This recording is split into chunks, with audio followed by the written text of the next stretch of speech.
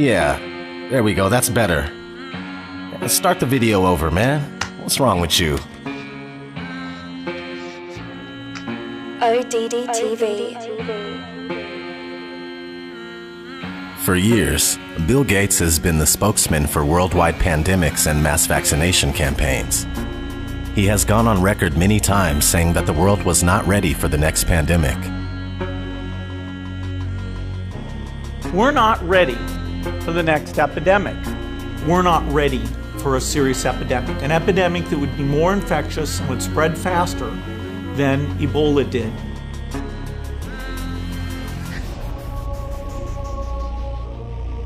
In October 2019, just a couple months before the arrival of COVID-19, the Bill and Melinda Gates Foundation, in cooperation with the Johns Hopkins Center for Health Security and the World Economic Forum, hosted Event 201, a 3.5-hour tabletop exercise that simulated a series of dramatic scenarios relating to a hypothetical pandemic. Strangely enough, this exercise was about a novel coronavirus that would kill millions. Nearly 8 weeks after the simulation, an outbreak of a novel coronavirus turned into a reality in China. At least, that's what we're told. This led some media outlets to putting out stories about how the exercise actually predicted the spread of COVID-19. In response to these stories, an official statement was published on the Event 201 website. In October 2019, the Johns Hopkins Center for Health Security hosted a pandemic tabletop exercise called Event 201 with partners the World Economic Forum and the Bill and Melinda Gates Foundation. Recently, the Center for Health Security has received questions about whether that pandemic exercise predicted the current novel coronavirus outbreak in China. To be clear, the Center for Health Security and partners did not make a prediction during our tabletop exercise. For the scenario, we modeled a fictional coronavirus pandemic, but we explicitly stated that it was not a prediction. Instead, the exercise served to highlight preparedness and response challenges that would likely arise in a very severe pandemic. We are not now predicting that the novel coronavirus 2019 outbreak will kill 65 million people.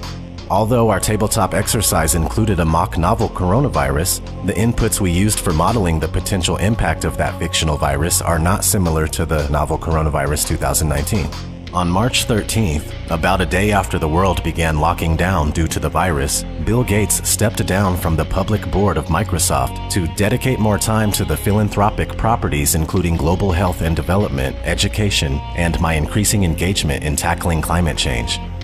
Co-founder Bill Gates is going to be stepping down from the company's board of directors. As the pandemic swept across the earth, Gates has been elevated to a status of supreme authority for the pandemic crisis, appearing all over mass media to share his views and recommendations. On March 18th, Bill Gates took part in an AMA, Ask Me Anything, on Reddit titled, "I'm Bill Gates, co-chair of the Bill and Melinda Gates Foundation. Ask me anything about COVID-19. One question in particular produced an answer by Bill Gates that revealed a plan for a digital certificate to keep track of who got vaccinated. A Reddit user named Remote Controlled User asked this question: what changes are we going to have to make to how businesses operate to maintain our economy while providing social distancing?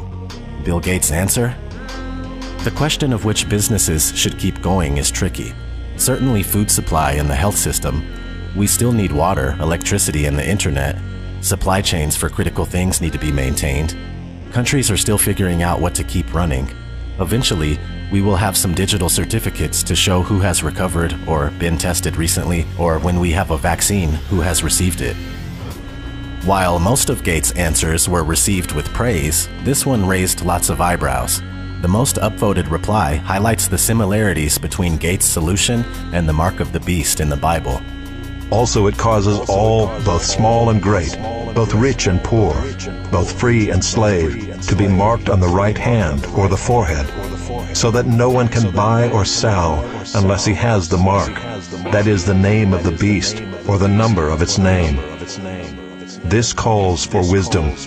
Let the one who has understanding calculate the number of the beast, for it is the number of a man, and his number is 666.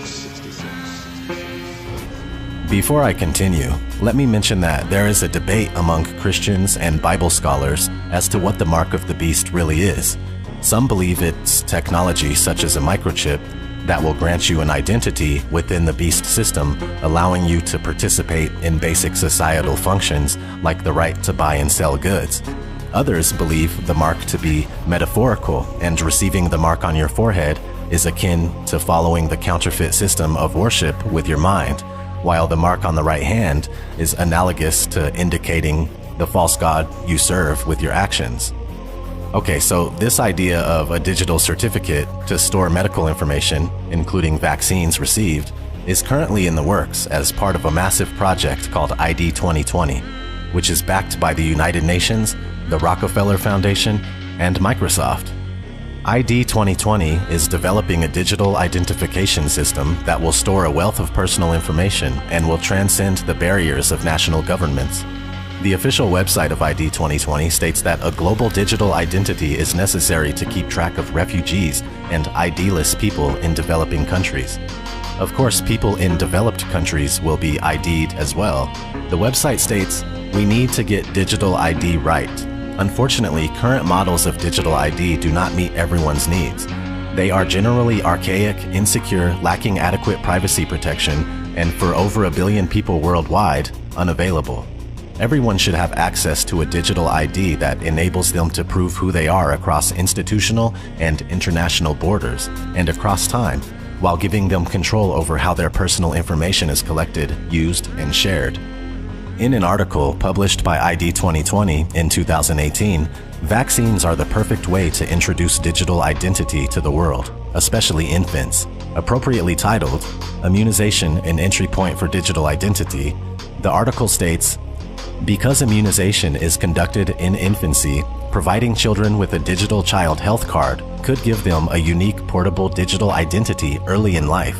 And as children grow, their digital child health card can be used to access secondary services such as primary school or ease the process of obtaining alternative credentials. Effectively, the child health card becomes the first step in establishing a legal, broadly recognized identity." In order to enable digital identity at scale, we need to identify and leverage many entry points. Immunization service delivery presents a tremendous opportunity to provide children with a durable, portable, and secure digital identity early in life, enabling access to a wider range of social services while also improving access to the health interventions all children need and deserve. We're proud to partner with Gavi and excited to see the innovations proposed as part of the Infuse Challenge. To all innovators, the deadline to apply for the program is April 10th, so please get those applications in. Infuse. It doesn't get any better than that. What's the definition of infuse? Number 4 here says, to administer or inject. So basically, according to ID 2020, vaccinations are the perfect opportunity to introduce a digital ID that would store the medical history of each individual. This identity would also be used to grant access to basic rights and services. Another form of embedded vaccine identification that Bill Gates has been funding research on is the quantum dot tattoo. In December 2019, a group of researchers at MIT published a study in Science Translational Medicine about the use of quantum dot tattoos to identify people who received a vaccine. An article in Futurism titled, "An Invisible Quantum Dot Tattoo Could Be Used to ID Vaccinated Kids," reviewed this study. For the people overseeing nationwide vaccination initiatives in developing countries, keeping track of who had which vaccinations and when can be a tough task. But researchers from MIT might have a solution. They've created an ink that can be safely embedded in the skin alongside the vaccine itself, and it's only visible using a special smartphone camera app and filter. In other words, they've found a covert way to embed the record of a vaccination directly in the patient's skin rather than documenting it electronically or on paper, and their low-risk tracking system could greatly simplify the process of maintaining accurate vaccine records, especially on a larger scale. The invisible tattoo accompanying the vaccine is a pattern made up of minuscule quantum dots, tiny semiconducting crystals that reflect light, that glow under infrared light. The pattern and vaccine gets delivered into the skin using high-tech dissolvable microneedles made of a mixture of polymers and sugar. It's possible someday that this invisible approach could create new possibilities for data storage, biosensing, and vaccine applications that could improve how medical care is provided, particularly in the developing world. Everything happening at the moment seems to be multifaceted, facilitating the advancement of many different agendas, namely the deliberate crashing of the economy and the expansion of power for the psychopathic elite. According to this article, former UK Prime Minister and key Bilderberg meeting attendee, Gordon Brown has called on the world leaders to form a temporary global government in response to the coronavirus pandemic. So obviously there's a push for a one world order. Nothing new there. But check this out. Earlier I briefly mentioned how the Rockefeller Foundation is a financial backer of Project ID 2020. The Rockefeller Foundation published a report called Scenarios for the Future of Technology and International Development. It's a scenario planning exercise that goes over hypothetical crisis situations, and one of them is a global pandemic. One of the 4 narratives in the book is titled Lockstep, subtitled A World of Tighter Top-Down Government Control and More Authoritarian Leadership with Limited Innovation and Growing Citizen Pushback. I'm gonna read some of this, but keep in mind that this was published in 2010, so obviously it was written in the same year or even earlier. But it starts off, in 2012, the pandemic that the world had been anticipating for years finally hit. Unlike 2009's H1N1, this new influenza strain originating from wild geese was extremely virulent and deadly.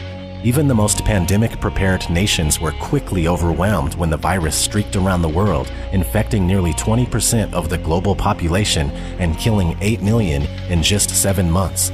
The majority of them healthy young adults. The pandemic also had a deadly effect on economies. International mobility of both people and goods screeched to a halt, debilitating industries like tourism and breaking global supply chains. Even locally, normally bustling shops and office buildings sat empty for months, devoid of both employees and customers. The pandemic blanketed the planet. Though disproportionate numbers died in Africa, Southeast Asia, and Central America, where the virus spread like wildfire in the absence of official containment protocols.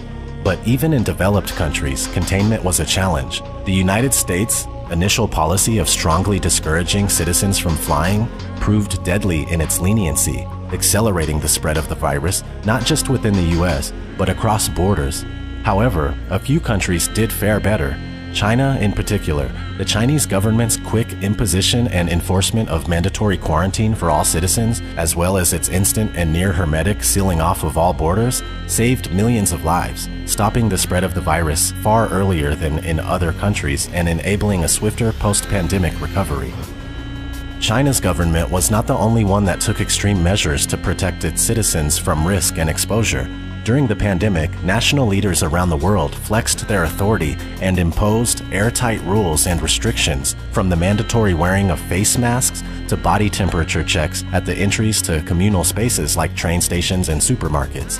Even after the pandemic faded, this more authoritarian control and oversight of citizens and their activities stuck and even intensified. In order to protect themselves from the spread of increasingly global problems, from pandemics and transnational terrorism to environmental crises and rising poverty, leaders around the world took a firmer grip on power. Okay, I'll stop there. You get the point, I'm sure. This is near perfect in describing what's taking place right now. I'll link this PDF in the description for you guys. Another interesting book I found is called Microelectronics and Society, For Better or For Worse, a report to the Club of Rome. And this was published in 1982. It basically records the evolution of computer technology and has some very interesting things about the coming state of a cashless society. Let's read a couple parts. The concentration of activities around the computer will tend to immobilize the family, just as the TV does in many instances today, but much more so. This picture is the vision of the wired society, the cashless society, but not, we must hope, the alienated society, in which voting in elections and collective decision-making possibilities are available from the armchair at home, but not used. I thought that was wild to read from a book that was published in 1982. Also, there's this. The unique characteristics of these systems make the application of existing consumer protection laws unclear, leaving the rights and liabilities of users undefined. Regulation E, Electronic Funds Transfer, 1980, of the Board of Governors of the Federal Reserve System, from which the above was quoted, was designed to react to that concern. With the advent of videotex terminals in the home and the generalization of such systems, the terms relating to transactions need to be explicit. The move to the cashless society seems inevitable, given the technological push provided by microelectronics and the significant cost advantages associated with the transfer of funds electronically. The Club of Rome is a powerful collection of international elites who claim to serve humanity as a premier environmental think tank and consultants to the United Nations. Here's a quote from a book written by the club's co-founder.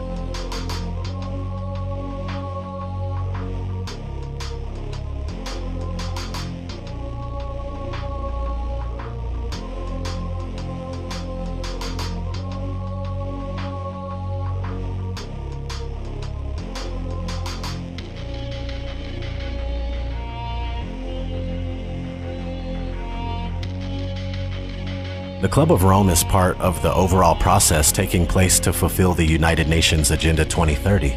Formerly known as Agenda 21, Agenda 2030 is the draconian master plan adopted in 2015 that parades as a Save the World campaign, when in fact, it's the blueprint that brings about the implementation of the One World Order. If you look at this chart that I made here, you can see the goals as given by the United Nations and what the goals actually mean on the bottom. A few of these goals are definitely already accomplished, and it's just a matter of time before the rest are completed. I mean, we only have 10 years until 2030. They have the megacities mapped already on a website called america2050.org, along with the Trans-American Passenger Network to travel to and from these megacities. The cities are going to be laced with smart meters, smart poles, 5G, and whatever comes after, 6G, 7G, 8G. People are going to be tracked from the cradle to the grave with microchip implants that digitally store everything there is to know about them, including their finances and their ability to make transactions. That's why I tend to think that the microchip might be the mark of the beast. It says no one can buy or sell unless they have the mark. People all over the world are doing experimental microchipping. Not to mention what's happening now with ID 2020. We're also moving towards a cashless society with every day that passes. This pandemic is carrying multiple agendas forward. The push for centralized control of information, which is censorship and narrative control. The cashless agenda forming out of the economic crash taking place right now, and the fear of passing germs through the use of physical money. Martial law quarantines. Mandatory vaccination. And digital identification via microchipping. This situation is the biggest show of force and seizure of power that anyone alive today has ever seen in their lifetime. This is very serious. Life is not going back to normal ever again.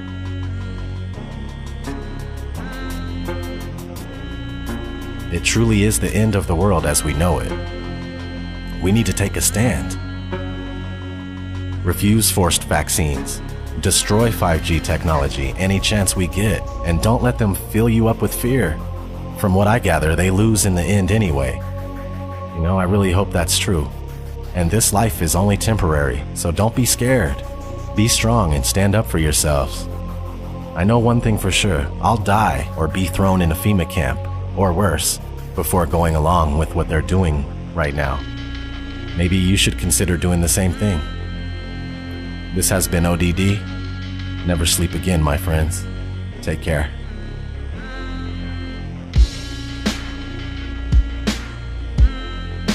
So this is where the microchip implant story begins. You will be chipped, it's just a matter of time. A small firm recently embedded microchips in their employees as a way to bypass company badges and corporate logons and to get attention for their cafeteria kiosks which are available on a cashless payment plan like Apple Pay. The latest office innovation is a microchip implanted in the skin and designed to replace the traditional keypad for opening doors, using the copier, even buying food in the cafeteria. Employees at a vending company are going from the assembly line to front of the pack to get microchipped. Do you think this is the future? It is the future, and we look at this as being responsible. The implant, which has been FDA approved, is the size of a grain of rice and is injected under the skin between the thumb and index finger by a licensed piercer.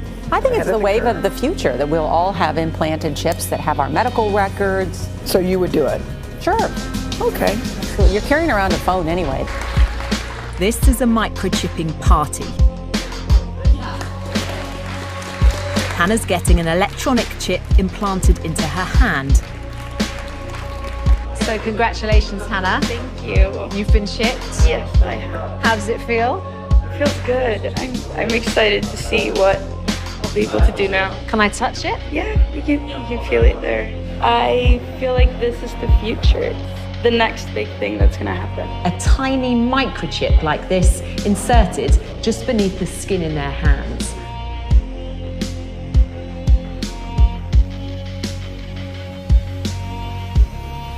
This technology will, one day, change the way we live. That in the future, we will all be chipped. In Sweden, the microchips are already here.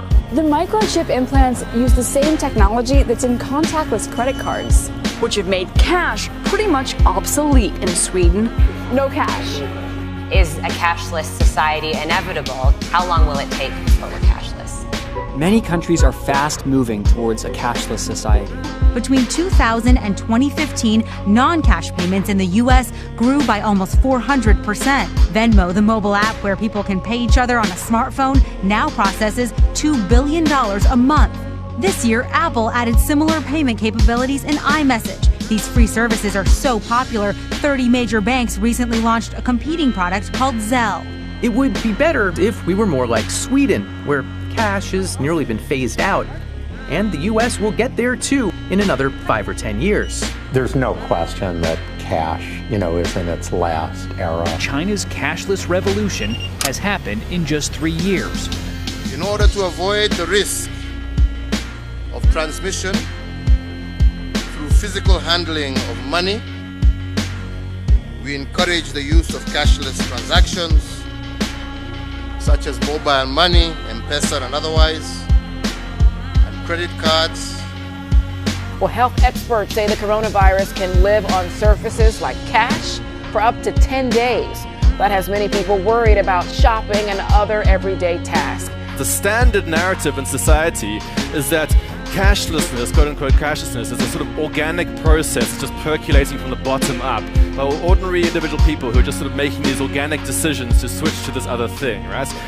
Now this is pure, if you want to, like this is a pure, to put it crudely, capitalist ideology, corporate capitalist ideology, where essentially you always want to focus attention on the small person in society, quote unquote, the consumer.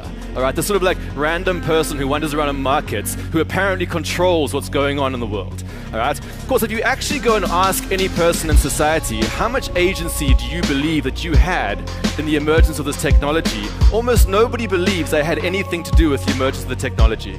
All right. What actually happens is that large-scale institutions push the stuff onto you for various commercial reasons and various other reasons. And the large-scale institutions love to disguise themselves and just never talk about themselves as if they're just not there. All right. So the story about the war on cash is a bunch of us who are trying to say, actually, over the last few decades, large-scale institutions, banks, payments companies, governments have all been actively eroding the cash system to slowly make it more and more likely that you're going to quote-unquote choose to go to the digital systems. Okay. Now you might believe that you're choosing this, but actually the whole environment is being structured in a way that makes you more and more likely to do it. The biblical entry point for any discussion of the one world economic system, a cashless society, and end-time prophecy is Revelation 13:16-18. He causes all, the small and the great, the rich and the poor, and the freemen and the slaves, to be given a mark on their right hand or on their forehead. And he provides that no one should be able to buy or to sell except the one who has the mark, either the name of the beast or the number of his name. Here is wisdom. Let him who has understanding calculate the number of the beast. For the number is that of a man, and his number is 666. The Bible clearly links the global mark of the beast system with the emergence of a cashless society. One world government, a new global economy ruled by one man is coming. A banking overlord is coming. And he'll have a solution that everyone will indeed, quote, bow down to, end quote, and he's called Antichrist. And he will have his mark. He will do this for increased control of commerce. It will be perfect and complete control. His economic policy is very simple. Take my mark and worship me or starve. No mark, no merchandise. No seal, no sale. So if you want to function in this new economy under this coming world leader, you have to take the mark. I just want to live and dream.